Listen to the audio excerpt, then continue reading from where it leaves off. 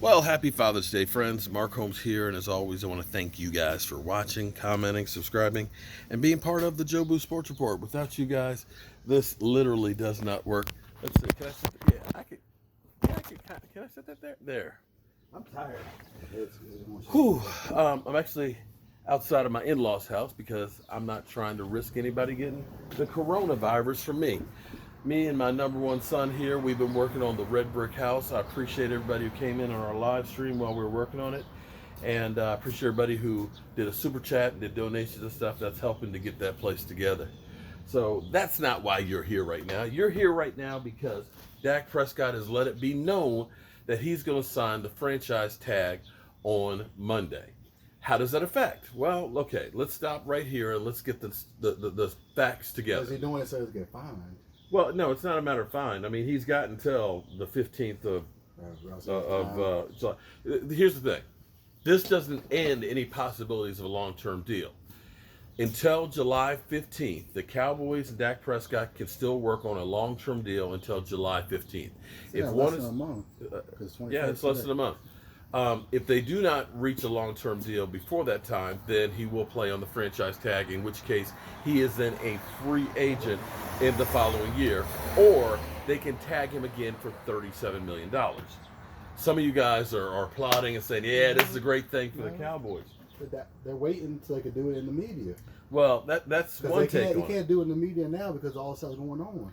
Well, I actually think that the Dallas Cowboys figured that Dak would go ahead and take the deal. I honestly think that they figure, well, Dak's not going to walk away and play on a franchise tag when he's got that deal that's sitting there in front of him. We're going to make him take that 5-year deal. But see, I think this is my own thoughts here. I think the Dallas Cowboys probably right now are surprised that he's going to sign that. I think at the moment they're thinking like, what the hell? Because it doesn't help the Cowboys having him do a franchise tag. I know a lot of you guys are like, yeah, great, we got him on franchise tag. It screws up the Cowboys more than it helps. Because here's the thing. Next year, regardless of what happens to the salary cap, because he signed that franchise tag at that 31.2, there's the 20% increase automatically. So regardless, there's no, if there's a $50 million drop in the salary cap, it doesn't matter. Dak Prescott still gets $37 million.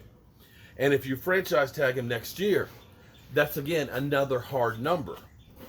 Had they got a long-term deal, or if they do get a long-term deal done before the 15th, then they'll get some cap relief. They can set up the contract where they can kick money down the road and get some extra cash. They could get $10, $12 million more this year. And if you have ideas or desires to go for Jamal Adams or somebody else, now you go from $11 million that you have right now to about $22 million. That's a whole lot more money to have. And that money can be rolled into next year in case there is a salary cap issue. So it behooves the Cowboys actually get this deal done. But Dak is letting them know, I'm happy that you believe in me, that you want that 35 a year, but I'm not taking a 5-year deal. And with the way things have been working, when a Kirk Cousins ends up getting a fully guaranteed $89 million contract and 2 years in gets $66 million guaranteed on top of it, you look at that and say, Kirk Cousins for 5 years has fully guaranteed $150 million. You understand that, right? 155. Is that right? Yeah. $155 million guaranteed Kirk Cousins has. So why should Dak Prescott, if I'm Dak Prescott, why should I take a deal that only has $110 million guaranteed on it for 5 years? When Kirk Cousins, in another 2 years, will get another extension put on it or go someplace else. So for Dak Prescott, this is actually a way that you're kind of getting ahead of the curve. You're guaranteeing that next year you're still going to get paid regardless of what happens to the salary cap.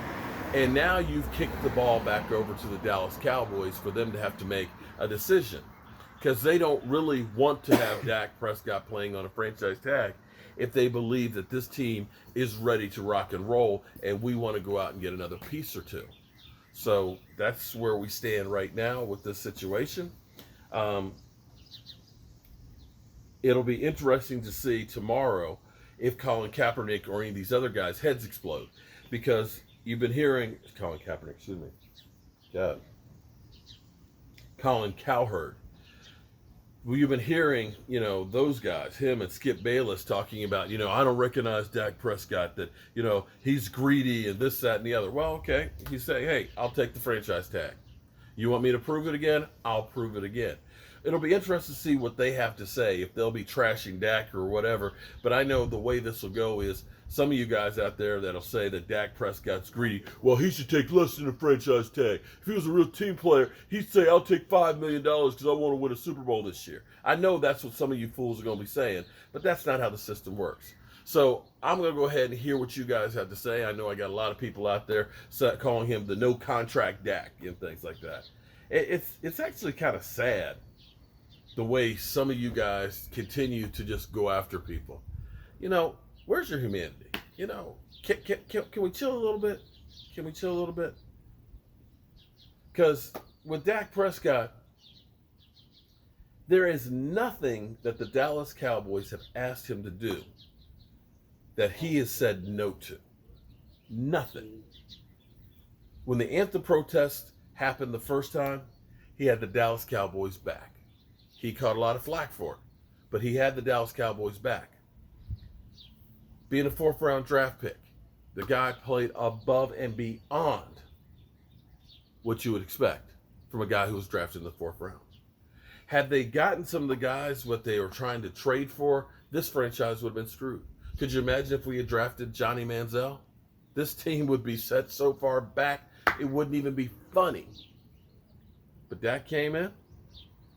He took all the abuse, still takes all the abuse, brushes that shit off, and keeps playing.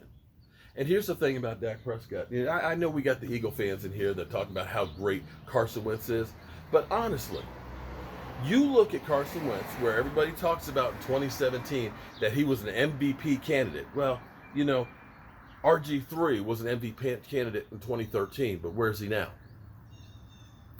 Carson Wentz's numbers over the last 3 years have gone down.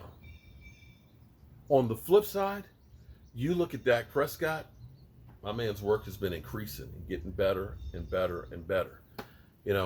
It's funny that he's now considered, at least by CBS Sports, as the 5th best quarterback in the football.